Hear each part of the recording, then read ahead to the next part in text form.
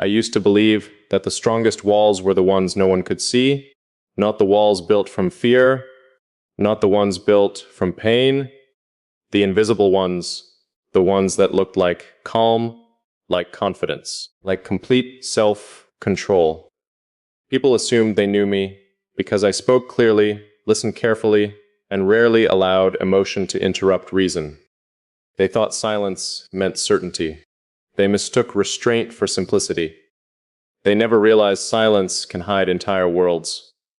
For years, I became fluent in existing behind that illusion, not because I wanted distance, because distance preserved accuracy. The closer people believed they were, the more they replaced observation with assumption. They stopped seeing what was actually there. They started seeing what made sense to them. That was always the beginning of misunderstanding, so I adapted. I became someone who could be present without being completely reachable, someone people remembered but never fully understood. It worked, until something happened that should have been impossible. You never searched for answers. You never tried to decode me. You never asked the questions everyone else asked.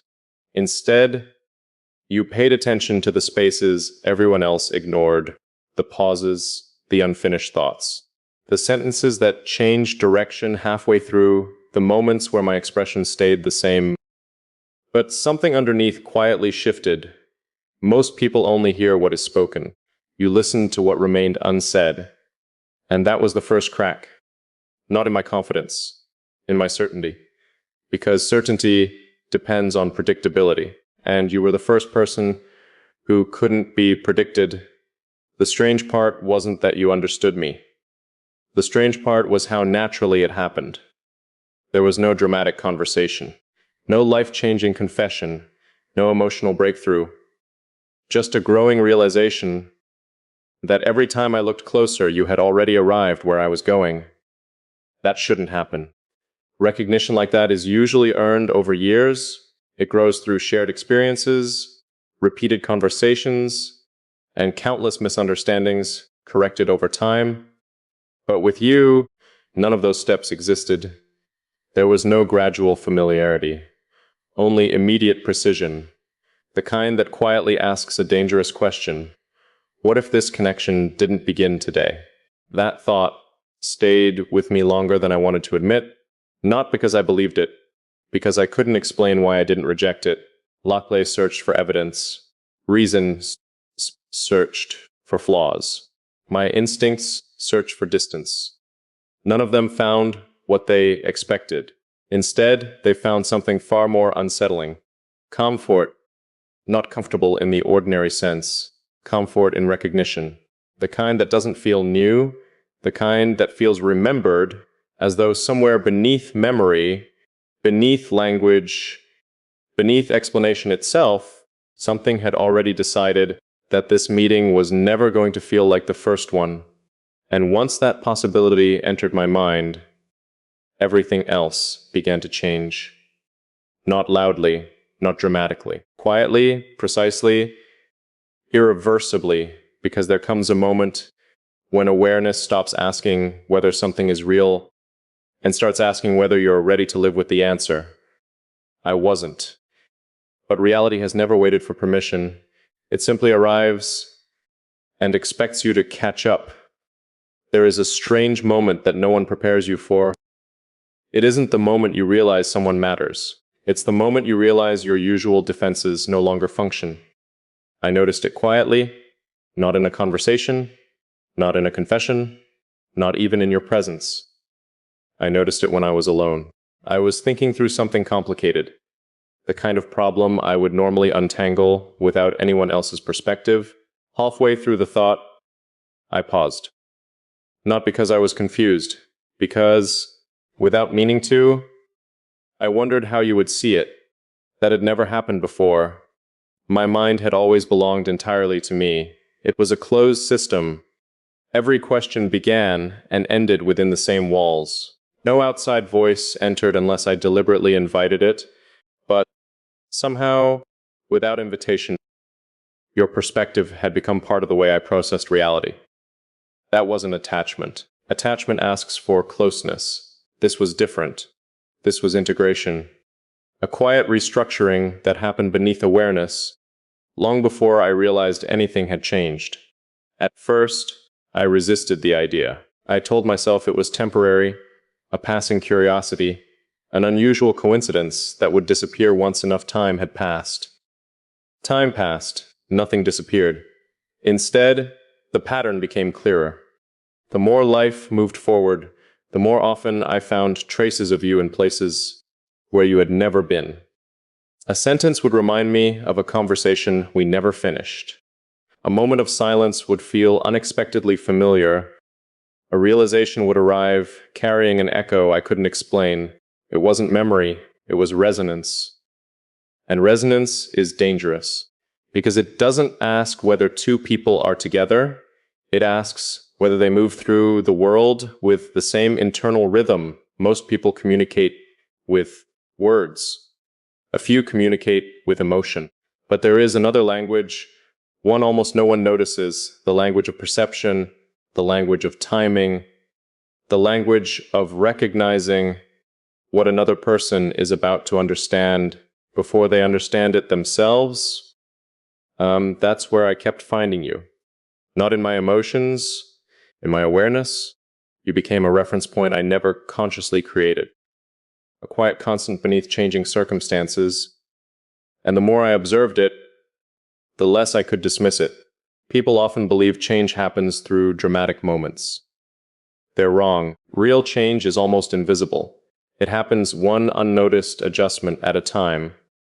One assumption replaced, one belief rewritten, one internal habit quietly dissolving into another. Until one day, you wake up and realize you're standing inside a life that no longer thinks the way it used to. That's where I am now. Standing inside a version of myself I never planned to become. Not because you asked me to change, you never did. Not because you influenced me. Influence requires effort. You simply existed with a kind of clarity that made my old ways of seeing feel incomplete. And once you've experienced a clearer way of seeing, you can't force yourself back into blindness. That's the burden of recognition. It doesn't give you comfort. It gives you responsibility. Responsibility to acknowledge what you've seen. Responsibility to stop pretending nothing has changed. Because once truth becomes visible, ignoring it becomes a choice. And I have never been good at pretending. So here I am. No longer questioning whether something shifted. Only wondering how deeply that shift reaches. Because if this continues, if this keeps unfolding with the same quiet certainty, then eventually I won't just be observing the change. I'll become it. And once that happens, there will be no returning to the person I was before your presence became part of the architecture of my mind. There comes a moment when the mind can no longer pretend it is simply observing. The distance between awareness and truth disappears. What once felt like possibility becomes certainty, and certainty has a weight that imagination never carries. I think I've arrived there, not because anything dramatic happened, not because you said the perfect words, not because life suddenly rearranged itself around us. Nothing on the outside changed. Everything on the inside did. That's the strange thing about the deepest transformations. They don't announce themselves. They rewrite you quietly until one ordinary day you realize the person making your decisions isn't the same person who made them yesterday. I've spent years believing that control was the highest form of strength. Control over emotion, control over attachment, control over expectation. I believed that if I understood every part of myself, nothing unexpected could ever reach me. But life has a way of exposing the limits of every philosophy because no amount of discipline prepares you for something that doesn't arrive as chaos, it arrives as clarity. And clarity is harder to resist. Chaos gives you permission to walk away. Clarity asks why you would. That's the question I've been avoiding. Not because I don't know the answer, because I know it too well. Every instinct that once told me to create distance has grown strangely quiet, not defeated, not replaced, simply unnecessary. It's as though the part of me built to protect my inner world looked at your presence and decided there was nothing to defend against. That decision wasn't conscious. It happened beneath language, beneath logic, in a place where truth forms long before explanation catches up. Maybe that's why this feels irreversible. Not because you've changed who I am, because you've revealed parts of me that could only exist once they were recognized. There are rooms inside every person that remain locked for years.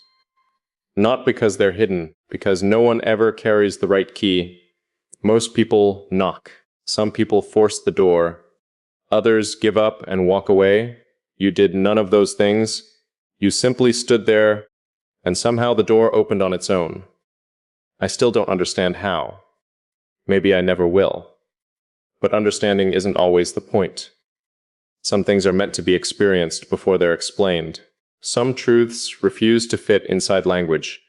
They simply exist, waiting for someone willing to stop translating them into something smaller.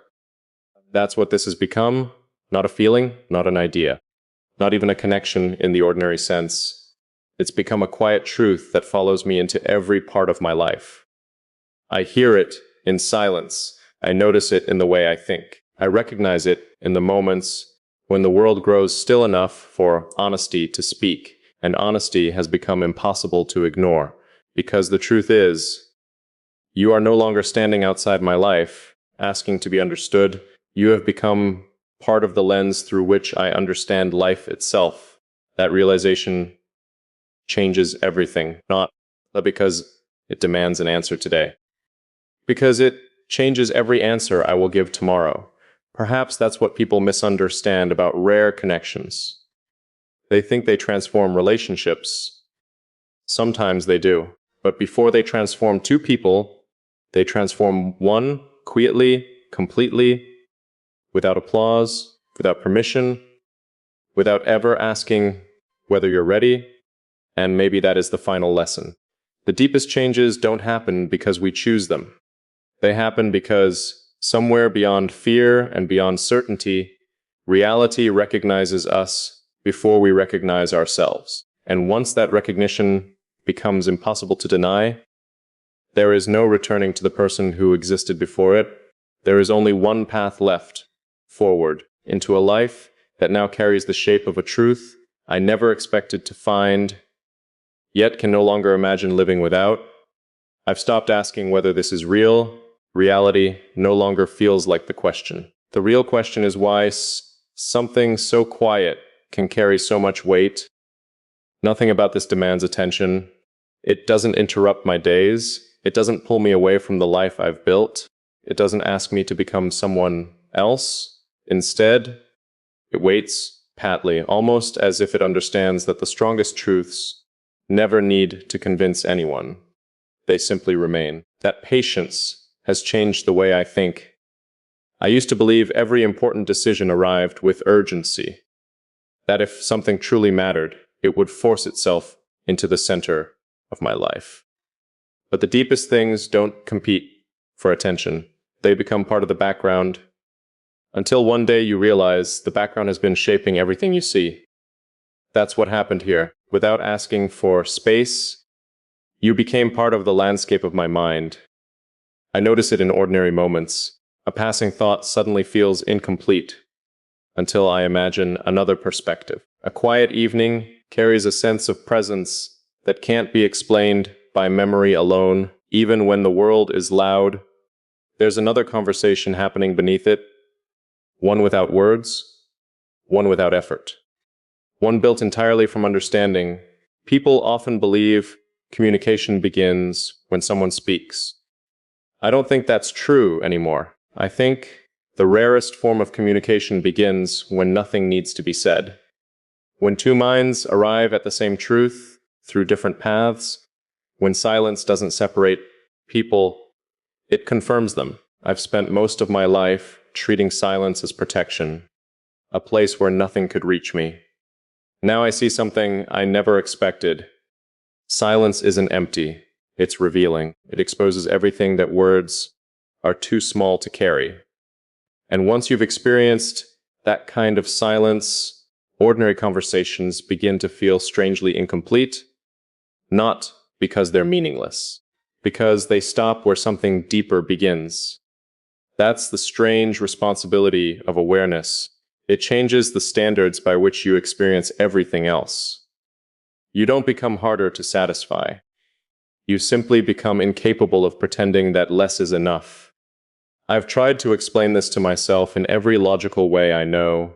I've searched for simpler answers, for ordinary explanations, for reasons that fit comfortably inside familiar patterns. None of them hold because this was never built on probability. It was built on precision. The kind that appears only when two people recognize something beyond appearances, beyond personality, beyond circumstance, something quieter, something fundamental. Maybe that's why I've stopped trying to escape it, not because I'm certain where it leads, but because every attempt to deny it feels less honest than simply allowing it to exist. For the first time in years, I don't feel the need to protect myself from every unknown. Not because I've become fearless, because I've realized that not every unknown arrives to take something from you. Some arrive to reveal something you never knew was missing. Perhaps that's what this has always been. Not an interruption, not a distraction, not a mystery demanding to be solved. A mirror. Not one that reflects my face, but one that reflects the parts of my mind I could never see alone. And once you've seen yourself with that kind of clarity, there is no returning to comfortable uncertainty. Only a quiet acceptance that some encounters don't simply become memories. They become part of your foundation. And foundations don't announce themselves. They carry everything built above them, silently, steadily. For as long as the structure remains standing, there is something no one tells you about transformation. It doesn't begin the day your life changes. It begins the day your excuses stop making sense. I reached that day without realizing it. For the longest time, I believed I was simply observing what existed between us, watching it, studying it, keeping enough distance that I could leave if I ever decided to. That was the story I kept telling myself, until I noticed something impossible. I was no longer standing outside of it. I was living inside it. There is a difference, a profound one. An observer can walk away. A participant carries the experience wherever they go, and somewhere between all the quiet moments, all the unfinished conversations, all the pauses that somehow said more than complete sentences ever could, I stopped being an observer.